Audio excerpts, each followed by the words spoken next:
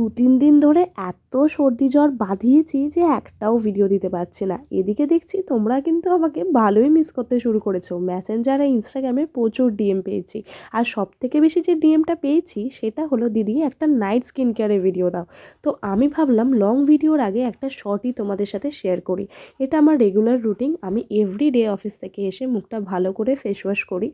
আর 2 দিন ছাড়া ছাড়া আমি স্ক্রাব করি। এখানে বায়োকেয়ারের স্ক্রাবটা আমি ইউজ করেছি। দেন স্কিনটাতে টোনার অ্যাপ্লাই করেছি। টোনারটা ছিল গুড ভাইবসের রাইস টোনার।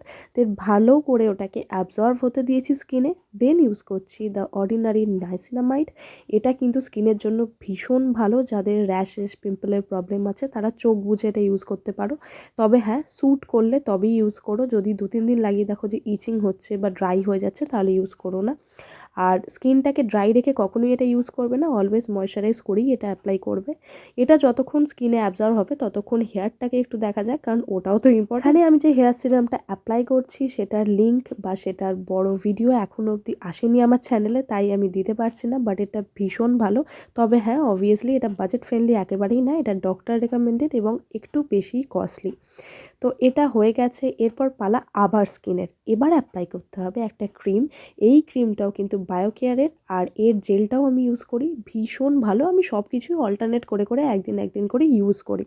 আর এটাতে না স্কিনের দাগ ছোপ খুব তাড়াতাড়ি কমে যায় আমি দেখেছি। একটুও ট্যান এটা লাগালে থাকে না।